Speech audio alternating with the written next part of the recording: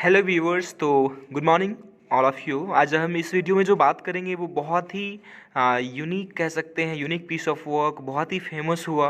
और कह सकते हैं कि ये नॉवेल आपको कहीं नहीं मिलेगा, इसके बारे में नोट्स ना ही मिलेगी आपको, ना ही कोई वीडियो मिलने वाला है। तो पहले चलिए वीडियो को देखते हैं, फिर बात की बातें करेंगे ना। तो आज जो हम लोग बात करने वाले द वॉइस, एक जो है बहुत ही चर्चित नॉवेल है, फेमस नॉवेल है, जो कि गैब्रियल ओकारा के द्वारा लिखी गई है। The novel was published in 1964। Novel को 1964 में पब्लिश किया गया था। It was the very first novel of Gabriel Okara. ये गैब्रियल ओकारा की जो है पहली नॉवेल थी। The novel was translated from Ijo language. Ijo language से इसे ट्रांसलेट किया गया था। It is a remarkable linguistic experiment, यानी इसको जो है कहा जाता है कि एक एक्सपेरिमेंट था उनका, गैब्रियल ओकारा का, और यही कारण रहा कि ये बहुत ही ज़्यादा फेमस हुआ। तो नॉवेल शुरू करें इससे पहले हम जानते हैं, थोड़ा बहुत ऑथर के बारे में जानकारी लेते हैं। तो जो उनका नाम है गैब्रियल ओकारा है, उनका जन्म हुआ 24 अप्रैल 1921 को एंड डाइड ऑन 25 मार्च 2019। ठीक है, 2019 में इनका जो है मौत हो गया हाल ही फिलहाल में। ये फेमस नाइजीरियन पोएट और नॉवेलिस्ट थे, नाइजीरिया से बिलोंग करते थे, और जो है बहुत ही फेमस कह सकते हैं पोएट और नॉवेलिस्ट थे वहाँ के ये। Life and death are common themes of his writings. वे जो लिखते थे उनके थीम्स जो अक्सर जो है लाइफ एंड डेथ के ऊपर बेस्ड होती थी। First modernist poet of Africa, Africa के पहले मॉडर्निस्ट पोएट के तौर पर ये जो है काफ़ी रिमार्केबल है, जाने जाते हैं। Best non for his award winning poetries, इनकी बहुत सारी कविताएं हैं जिन्हें उनके लिए जो है बहुत ही ज़्यादा अप्रिशिएट किया गया था और उन्हें अवार्ड भी मिला था। His works both prose and poetry, उनके जो वर्क्स हैं रिप्रेजेंट करते हैं African thoughts and imageries, African thoughts को और वहाँ की इमेजरीज को जो है रिप्रेजेंट करते हैं। His skilled work of inner portrayal of his characters, यानी उनका जो कैरेक्टर्स को पोर्ट्रे करने का जो तरीका है उन्हें अन्य नाइजीरियन पोएट से अलग बनाता है, एक अलग पहचान देता है उन्हें। तो आइए अब हम नॉवेल की बात करते हैं, जो कि हमारा मुख्य जो इस वीडियो का पार्ट होने वाला है। The novel the voice is set in African society, इसे अफ्रीकन सोसाइटी में जो है सेटिंग इसकी रखी गई है। It's a post independence novel, ये आज़ादी के बाद की नॉवेल है। पोस्ट इंडिपेंडेंस यानी जब अफ्रीका जो है इंडिपेंडेंट हो गया था उस समय किया ये जो है नॉवेल इसको लिखा गया, और उसकी सेटिंग भी वही है। The story represents the post colonial structure of Nigerian society. जिस स्टोरी में जो है ये सोसाइटी जो सेटिंग इसकी जो है वो पोस्ट कॉलोनियल स्ट्रक्चर उसका है पूरा, यानी आज़ादी के बाद का एक जो है एक माहौल उसमें जो है दिखाया गया है। ओकोलो जो कि इसका मेन फिगर है, उसे हम प्रोटैगनिस्ट भी कहेंगे, he is the protagonist of the novel, novel का प्रोटैगनिस्ट है।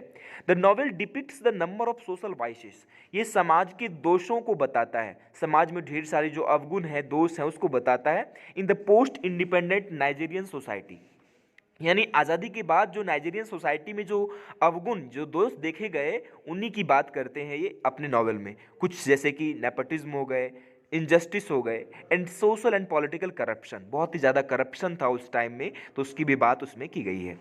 The story revolves around the character Okolo, character Okolo जो कि इसका मेन कैरेक्टर है, उसी के आस अराउंड जो है ये पूरी स्टोरी रिवॉल्व करती है, उसी के आसपास ये कैरेक्टर, इसी कैरेक्टर के आसपास। He has return after his studies from abroad, वह जो है विदेश से पढ़ाई करके लौटा हुआ है। He finds himself alienated when he tries to be upright. Upright का अर्थ क्या होता है? ऑनेस्ट, ईमानदार। जब वो ईमानदार बनने का प्रयास करता है तो लोग उसे जो है कह सकते हैं एक अलग कर देते हैं, एक जो है बहुत ही बिल्कुल ही अलग कर देते हैं।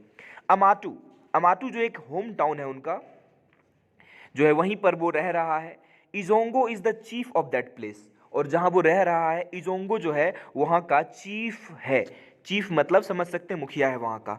और हिज फॉलोअर्स आर करप्ट, उनके जो जितने भी फॉलोअर्स हैं वो करप्ट हैं। Soon he becomes against the leaders, और यही वजह है क्योंकि वो अपराइट रहना चाहता था, ईमानदार रहना चाहता था, तो इस वजह से उन्हें जो है कह सकते हैं उनका खिलाफत हो गया, एक तरीके से वो अगेंस्ट हो गया उन लीडर्स के। आगे देखा जाए तो Okolo believes that people should be only good natured, यानी इनका मानना था कि लोगों को गुड नेचर्ड होना चाहिए, ऑनेस्ट होना चाहिए और अपराइट होना चाहिए, बहुत ही ईमानदार होना चाहिए सबको। ही always remains busy in seeking the meanings of life, वह जीवन के मतलब को ढूंढने में हमेशा व्यस्त रहता है। Izongo and his elders feel threatened by his attitude, Izongo को डर लग जाता है उसके रवैये से। दे अनाउंस हिम मैड, उन्हें पागल घोषित कर देते हैं। और जो है and decide to exile him, उसे जो है वहाँ से भगाने का जो है एक तरीके से वहाँ से निकाल दिया जाता है, उस शहर से उसे अमाटू से उसे निकाल दिया जाता है। His search for the meaning of life goes vain in his home town Amatu. Amatu में जो उसने सच्ची जीवन की खोज जो तलाश शुरू की थी वो बेकार में हो जाता है, वो जो है ख़त्म हो जाता है। He feels the same where he goes after the exile Sologa, मतलब एक और जगह जहाँ वो सलोगा जहाँ जाता है वो वहाँ पर भी पाता है कि वो भी उसका प्रयास वहाँ पर भी बेकार ही जाएगा, कोई फ़ायदा होना नहीं है। द वॉइस में be seen very simple in its voice, हालांकि इसकी जो है कह सकते हैं डिस्क्रिप्शन काफ़ी सिंपल है, but it has a powerful message, इसका जो मैसेज है संदेश है काफ़ी ही ज़्यादा पावरफुल है। That is why it is often considered an interesting piece of work, यही वजह है कि इसे जो है बहुत ही इंटरेस्टिंग पीस ऑफ वर्क के तौर पर जो है माना जाता है। Izongo asked his followers to be loyal to their leader, Izongo ने अपने फॉलोवर्स से कहा कि तुम लोग अपने लीडर के प्रति काफ़ी लॉयल हो जाओ, ईमानदार हो जाओ। He said that now we are living a better life, और उसने ये भी कहा, वो कहता है कि जो है वो अब एक बेहतर जीवन जी रहा है। व्हेन देयर वाज कॉलोनिज्म, यानी कॉलोनियलिज्म से जब कंपेयर किया जाए तो उनका मानना था कि हम लोग जो है कॉलोनियलिज्म के टाइम से बेहतर जीवन जी रहे हैं। ही आल्सो सेज दैट, वो यह भी कहता है that now we are living our life with own rules, अब जो है हम अपना जीवन अपने नियम और अपने प्रिंसिपल्स के अकॉर्डिंग जी रहे हैं। अकोलो थिंक्स, यहाँ पर थिंक्स हो जाएगा, वो सोचता है that we must be aware and touched to the teachings of our ancestors, यानी अकोलो यह रियलाइज कर लेता है कि जो है हमें अपने पूर्वजों की बातों को अवश्य माननी चाहिए, उसके उपदेश का पालन करना चाहिए। अकोलो आर्ग्यूज विथ हिज लीडर्स, और बहसबाजी हो जाती है, इसी चक्कर में उसकी आर्ग्यू हो जाती है। The main vision is the search of life by Okolo, Okolo का जो इस कह सकते हैं इस कहानी का जो पूरा नॉवेल का जो पॉइंट है, मेन जो विजन है इसका, उसका जो सर्च ऑफ लाइफ जो है, जीवन का जो खोज, जीवन की जो खोज है उस अकोलो का, उसी का ये कह सकते हैं मेन पॉइंट है यहाँ पर माना गया है। इन द एंड आखिर में क्या होता है, Okolo gets the result that everyone has their on view and vision of life.